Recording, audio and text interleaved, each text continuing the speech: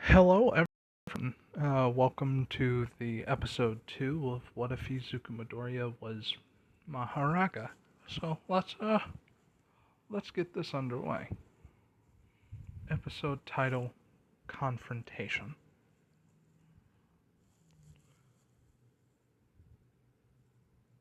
That night was one of Eraser's most difficult fights. Two people with mutation quirks that have clearly trained to use their quirks in a combat setting, and more specifically worked together in teamwork to the eighth degree. It's sad. They would have made amazing heroes.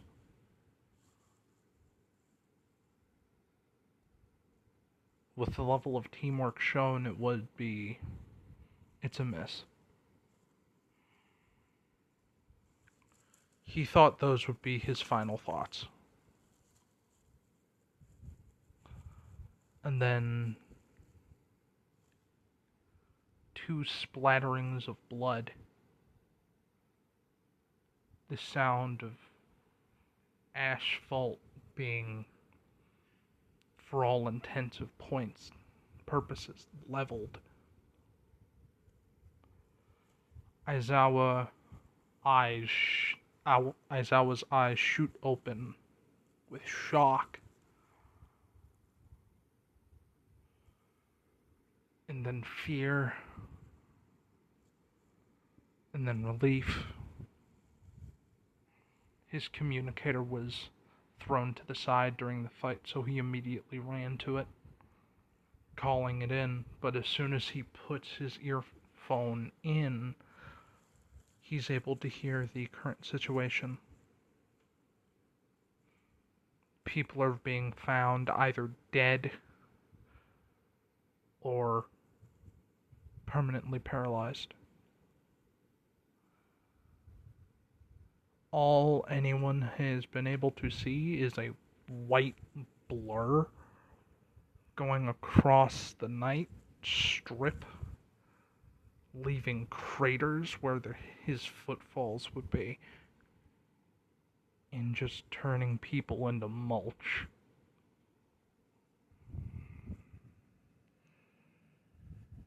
Aizawa reports a similar incident.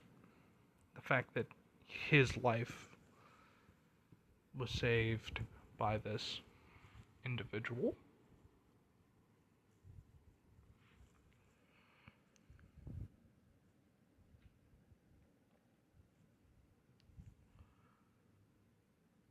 Three days pass. 3 nights of a constant presence of this person that people aren't sure if it's a person anymore, with the uncomfortable and silent precision.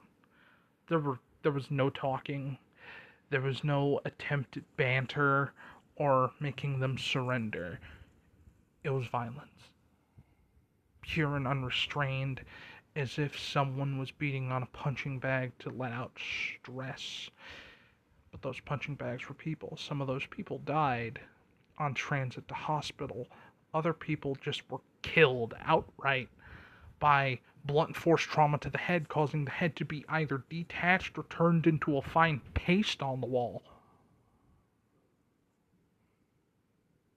To say that the police were able to keep this quiet is just wrong.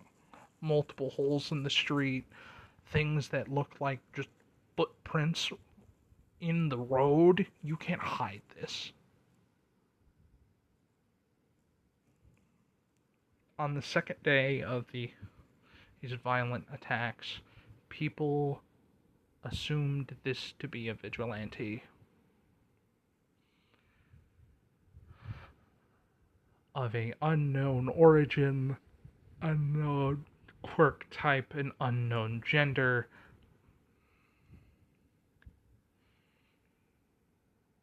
So, the only thing that they could call him was Blur.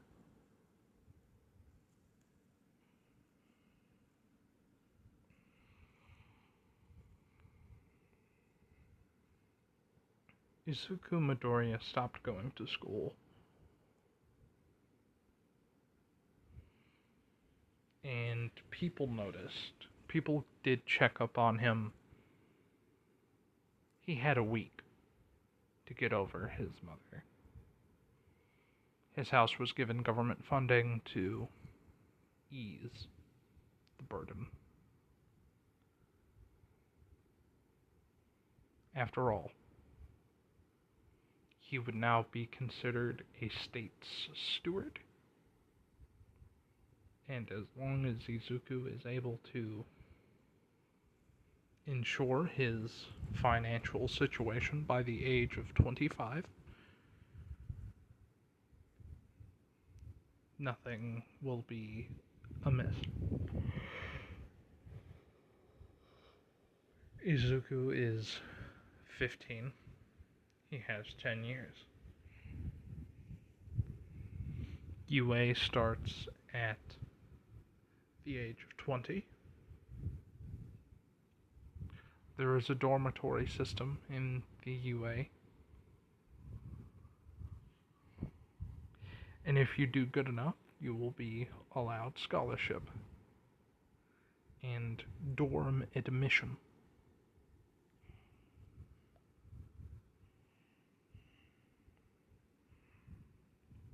But Izuku was not caring about that. He hasn't thought about that in a long time. The third day that the blur would exist, one hero would become involved.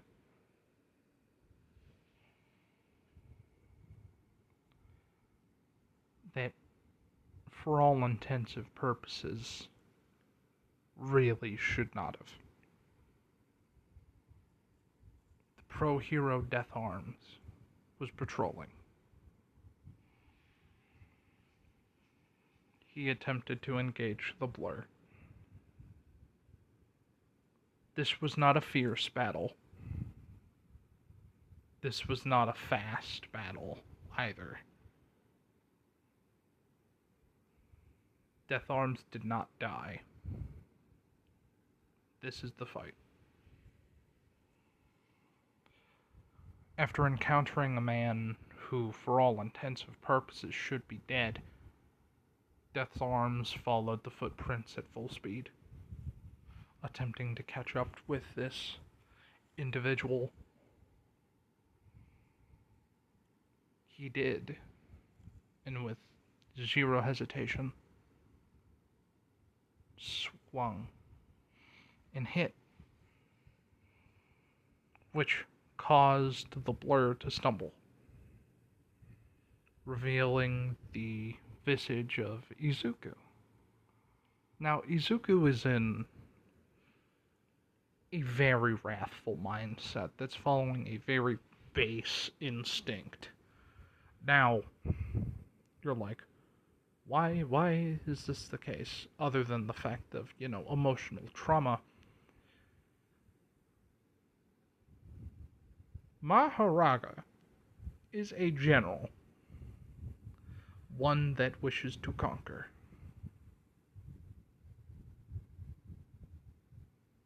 That is Jujutsu Kaisen shenanigans. I'm bringing that urge to conquer and to feel victory. Instead of that, I'm giving Izuku, at this stage in his mentality, that violence, that almost bestial need for something to hit.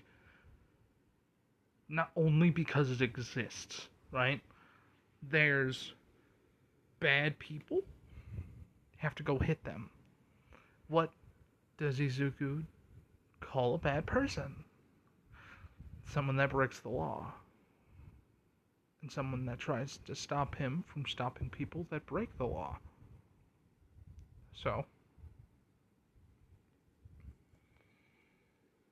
after that hit that actually stumbled Izuku, had him feel pain, It didn't bring him back into his senses. No, it didn't do that at all. It did the opposite. It drove him deeper. On the defensive, he didn't fight. He tried to cuff him. He wasn't strong enough. But one thing that Death Arms heard was the turning of a cog. And then as soon as that noise finished, his punches did nothing. Not even a scratch. 5 punches were landed before the sound of gears, and now not even a single punch made him move.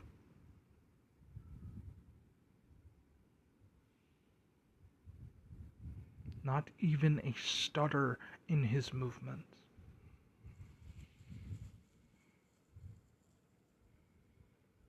Two steps forward. Bash. Crack. Izuku, who would leave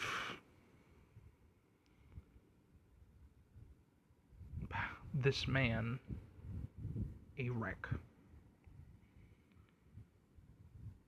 7 broken ribs, a single punctured lung, a dislocated shoulder and elbow, a broken wrist, a broken arm in 5 places, a dislocated and broken jaw, 4 missing teeth, a broken nose, and a broken cheekbone on his left side. That's what it took to knock him over. To knock over Death Arms. And I apologize if I said Power Loader earlier. I meant Death Arms. Because Power Loader would have been fucked. Like, he just would have gone. But yeah, no. Anyway, back to it. Death Arms, for all intents and purposes, never felt death before. This scared the shit out of him. Now, he's not going to retire, but Izuku fucked with his mental scape badly. Upon him waking up 2 days later, he gave a description.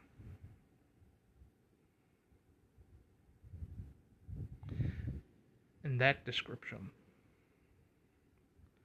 led people to the shocking and uncomfortable event of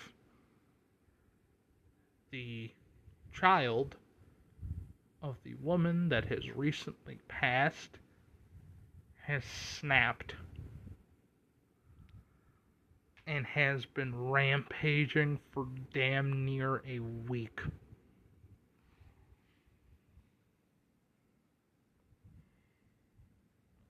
And to say that people were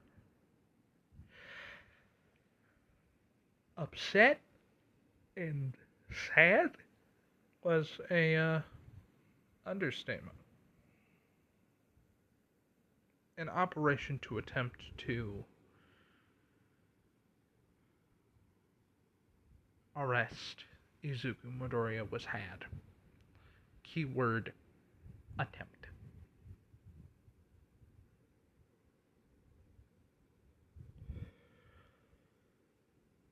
Upon attempting this, they couldn't do it during the daylight. They had to treat this properly. He is a genuine problem.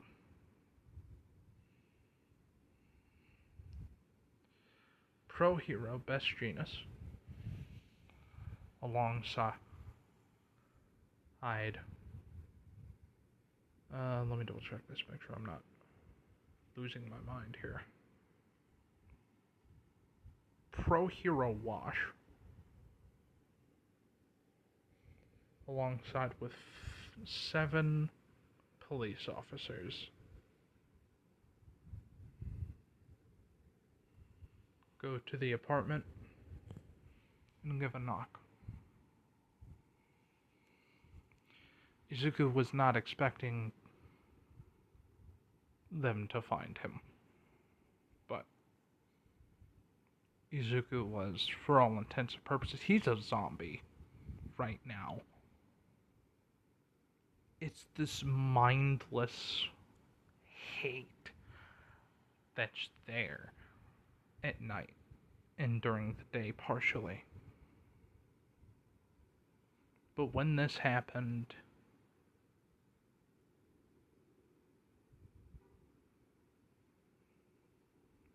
there was a hesitation. This clash in Izuku's mind. What would Mother think? We have gone out and we have killed horrible people.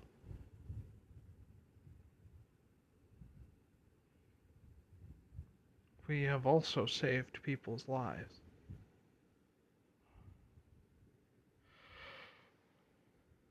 And one resounding memory would play.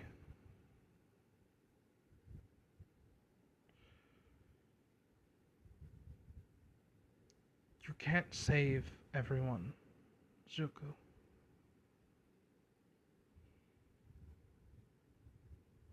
No matter how hard you try, you need to understand this before you touch that field.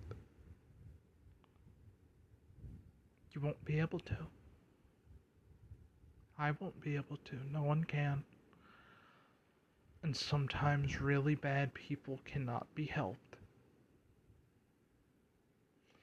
Sometimes it would be better for everyone if they died, but they won't do it. I don't understand why in some cases. But I'm not in charge of the laws. I just know that if someone hurt you and did something horrible, I don't think I could stay sane. As he would be brought back to the moment where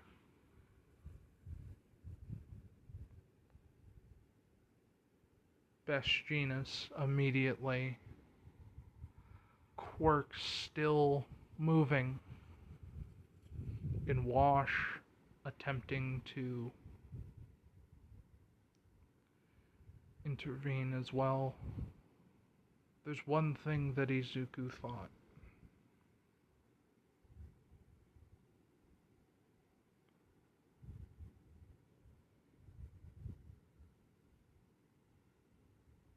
I can't let people like the ones that hurt heroes to the point of retirement walk around anymore. Because jail, Tartarus, it doesn't work.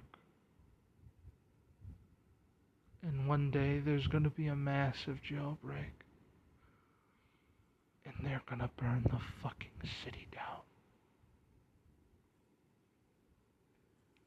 In one fluid motion. A single stroke of breath, his arm, right hand was extended. Bastinus' eyes could only go wide as his head gets grabbed and slammed into wash, which then takes them down the hallway into 4 of the 7 police officers. The others attempt to engage, some on the other side calling for aid. But before anyone could really do anything, behind the remaining police officers, after they were pushed to the side, knocked unconscious from the sheer force that he was moving, their bones were broken, he went through a wall, hit the ground, opened a sewer basin, and fell right in. Running through the sewers, a chicken with his head cut off, fear rumbling in his innards. How the fuck am I going to get food? Is the first thing that blitzes through his mind, and not, what the fuck have I done?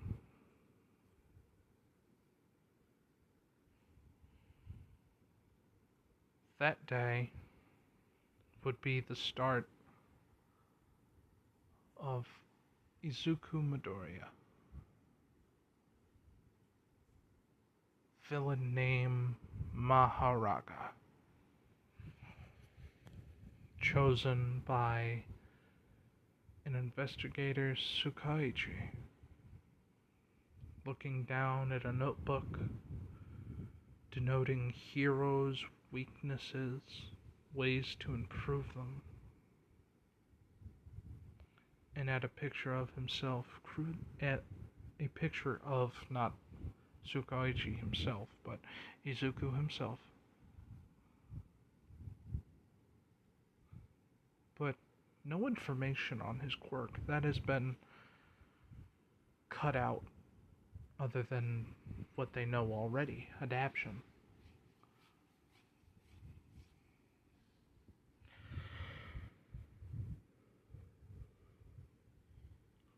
But in big, bold letters, Mahoraga is what lies at the top center of the page.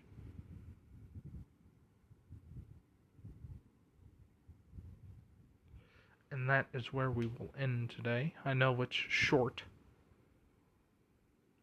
but cut me some slack.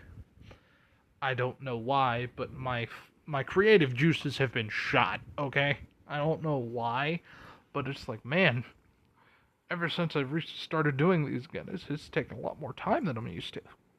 So, yeah. I hope all of you enjoyed all that good stuff, and see you next time.